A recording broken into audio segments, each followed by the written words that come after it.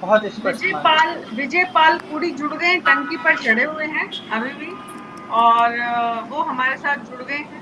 तो विजय पाल जी, आवाज आ रही है आपको यार मेरी? भैया आ जाए 1 घंटे में अंधेरा हो जाएगा अंदर। जरा अपने दोनों साथियों को और दिखाइए। मुझे बाकी लोग कहाँ है, बाकी लोग भी तो है ना। मैम सॉरी, मेरे पास आवाज नहीं पहुंच पा रही है, मैं अच्छा, सुन नहीं पा रहा आप हूँ। आपको दोबारा कनेक्ट करते हैं, आपके पास कुछ भी आवाज आवाज नहीं पहुंचे आ रही। इसकी व्यवस्था करते हैं।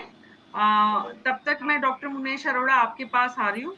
विजय पाल पुरी, आपकी आवाज हमारे तक पहुंचे इसकी व्यवस्था टीम कर रही है। आप जरा कैमरा घुमाकर दिखाइए आपके पास वाले साथियों को भी। डॉक्टर मुनेश अरोड़ा, ये जो सरकार का रवैया है, अप्रोच है, हमेशा, खास करके भजन लाल जी की सरकार के लिए ये कहा जाता है कि यहाँ पर निरुत्तरता मिलती है, जवाब नहीं मिलते हैं, स्पष्टता नहीं है। ये 2 साल हो गए, तीसरा साल भी ऐसे ही निकलेगा छात्रों का।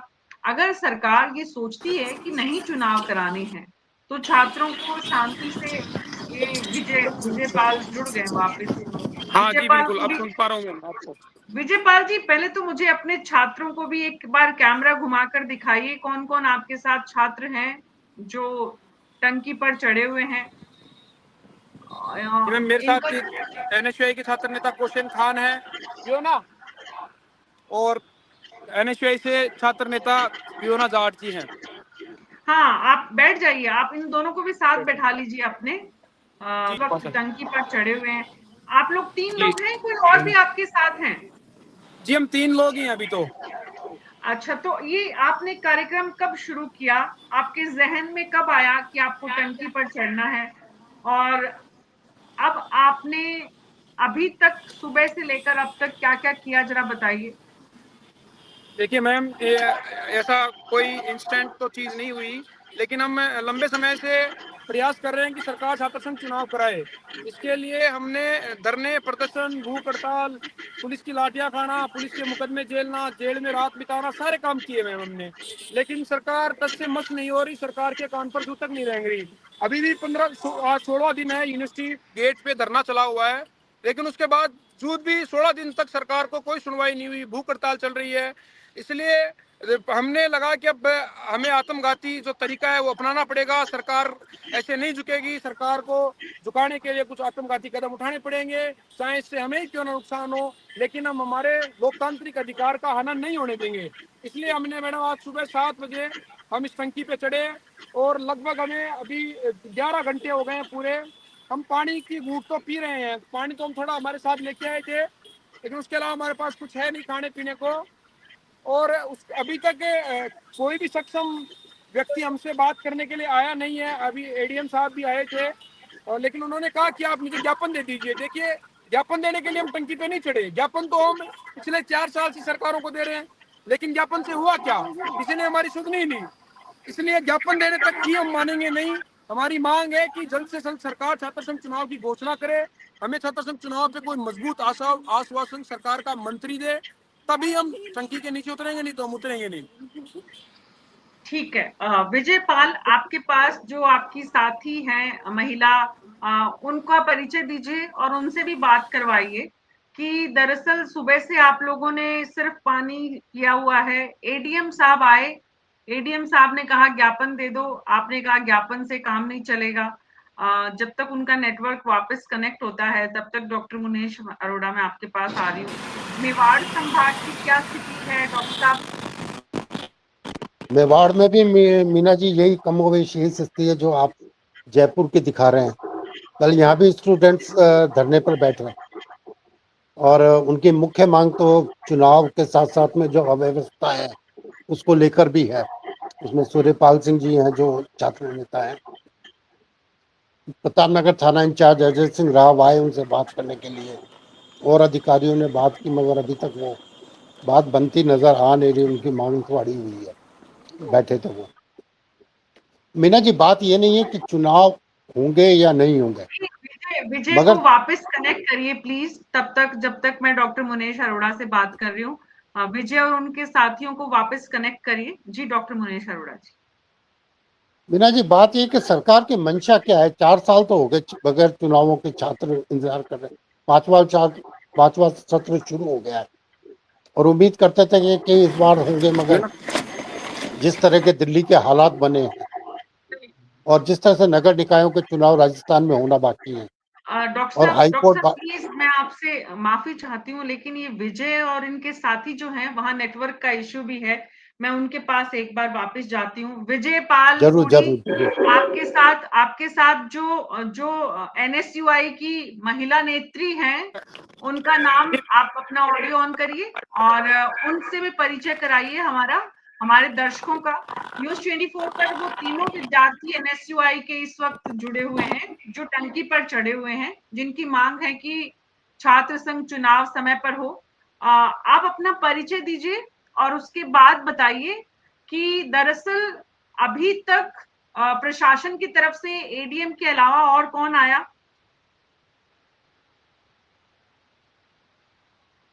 कुछ तकनीकी परेशानी का सामना कर रहे हैं वो लोग, क्योंकि इंटरनेट की परेशानी है। हालांकि मैं वापस आती हूँ डॉक्टर मुनेश अरोड़ा आपके पास। तो आपने बताया कि मेवाड़ में भी लगभग यही स्थिति है। तो एनएसयूआई तो मांग कर रहा है, एबीवीपी क्या बोल रहा है डॉक्टर साहब? एबीवीपी तो अभी इंतजार कर रहा है सरकार के इशारे का। कहने को तो कह देगा, मगर उससे सरकार का जो इशारा आएगा, एबीवीपी की गाइडलाइन तो वहां से आएगी ना। अभी तो सरकार खुद ही पशुपेश में पड़ी है पंचायत राज चुनाव को लेकर के और नगर निकायों के चुनावों को लेकर के। हाई कोर्ट का प्रेशर आ रहा है तो भी कुछ नहीं हो रहा उसके बाद भी। और जिस तरह के दिल्ली के हालात बने, उससे तो युवाओं की स्थिति आपने देख ली, उनकी मानसिकता पे क्या असर जी पड़ा, उनकी क्या सोच डॉक्टर है। साहब, ये विजय पाल पूरी और ये इनके साथी वापस जुड़ गए हैं। हाँ जरा हाँ, प्लीज बताइए प्लीज। अपना। वहां पर एक्चुअली हवा भी बहुत ज्यादा है, ऊपर हाइट पे इतने ज्यादा हैं ये लोग, और लाइट भी जाने वाली है। तो आप लोग आज नीचे कब तक आने की योजना बना रहे हैं? मैम, जब तक छात्र संघ चुनाव की घोषणा नहीं हो जाती तब तक हम यहीं रहेंगे। सिर्फ आज रात की बात नहीं है, हमें कई रातें काटनी होगी, हम काटेंगे, मजबूती से लड़ाई लड़ेंगे। तो जबरदस्ती की प्रशासन की तरफ से, पुलिस की तरफ से, तब कोई सकारात्मक चर्चा हुई नहीं है, कोई निष्कर्ष निकला नहीं है, तो हमारे लिए ना बराबरी है। आश्वासन है मैम, आश्वासन 4 सालों से हम दे रहे हैं, ज्ञापन 4 सालों से दे रहे हैं। 4 सालों से ज्ञापन दे रहे हैं और आपने ये कहा कि आप लंबे समय तक यहीं पर रहकर विरोध प्रदर्शन करेंगे। आप आपके साथ जो आप तीनों साथी लोग हैं, क्या ये अनशन भी इसका हिस्सा है? खाना पीना भी छोड़ा हुआ है आप लोगों ने? बिल्कुल मैम, सुबह से कुछ खाया नहीं है। हम जल्द ही आमरण अनशन की भी घोषणा करेंगे। तो हमारी मांगे नहीं मानी गई, अगर मांगे मानी गई तब तो ठीक है, हम सलामत नीचे आ जाएंगे, और मांगे नहीं मानी गई तो हम जल्द ही आमरण अनशन की घोषणा कर और ये धरना प्रदर्शन जारी रखेंगे। तो आपने ये जो योजना बनाई है, ये आपके आला नेतृत्व से अनुमति लेकर बनाई है? जी नहीं मैम, ये संगठन के साथियों ने बनाई है और हमने बनाई है ये योजना, जिसमें हम एग्जीक्यूट कर और मजबूती से हम इस योजना पर खरे उतरे और लड़ाई लड़ रहे हैं। तो आपका आलाकमान इस विषय पे क्या सोचता है? आप पर कोई अनुशासनात्मक कार्रवाई तो नहीं हो जाएगी? आपको डर तो नहीं लग रहा? मैम, जब हमारे अधिकार छीन लिए गए हैं, उससे बड़ा हमारे साथ बुरा क्या हो सकता है? डर किस बात का? अब बचा क्या हमारे पास? और हमारे जी, आलाकमान, हमारे संगठन का छात्र हितों में लड़ने का प्रथम प्रमुखता रहती है, तो संगठन इसके साथ है पूरी तरीके से। संगठन साथ है, एनएसयूआई साथ है। कांग्रेस पार्टी के स्तर पर कोई बातचीत आप लोगों की हुई है? यहाँ पर मैम हमारी बातचीत नीचे प्रशासन से थोड़ी बहुत हो रही है। कांग्रेस लीडर अपने हिसाब से ट्वीट कर रहे हैं, सपोर्ट कर रहे हैं, और छात्र संघ से निकले हुए जो रिप्रेजेंटेटिव है वो कर रहे हैं, सपोर्ट कर रहे हैं। और मैं आपके मीडिया के माध्यम से अनुरोध भी करूंगी कि जो भी छात्र संघ चुनाव से निकले हुए हैं वो उसकी अहमियत समझकर इस धरना प्रदर्शन को समर्थन करें। तो आप लोगों को डर नहीं लग रहा है बिल्कुल भी? रात को कैसे रात निकालेंगे यहाँ पर? मैम, लाठियां खाली है, मुकदमे खाली है, तो डर किस बात का? और हम राजस्थान की इस वीर भूमि से आते हैं, देश के नौजवान हैं, डर आप बिल्कुल अपने नहीं है। बारे में बताइए, कहाँ कहाँ आपने इससे पहले छात्र नेता के रूप में काम किया है? मैंने सबसे पहले 2022 में चुनाव लड़ा था और जहाँ मोहनलाल सुखाड़िया विश्वविद्यालय में कॉलेज से मैं महासचिव रही हूँ और 2023 का मेरे राजस्थान यूनिवर्सिटी में एनरोलमेंट रहा है। तब से मैं छात्र हितों के लिए लड़ाई लड़ रही हूँ और आज वही लड़ाई में लड़ रही हूँ। आपके जो तीसरे साथी हैं, उनसे भी हमारी बात कराइए, हमारे दर्शक जाने उनके बारे में भी कि दरअसल आप जी तीनों लोग जो यहाँ पर हैं, उन तीनों की मंशा क्या है? आप लोगों ने कैसे यहाँ पहुंचने का निर्णय लिया और कितना लंबे समय तक? आपने बताया कि अब आप आमरण अनशन की तरफ भी जा सकते हैं। तीसरे साथी से मिलवाइए। जी बिल्कुल मैम। क्वेश्चन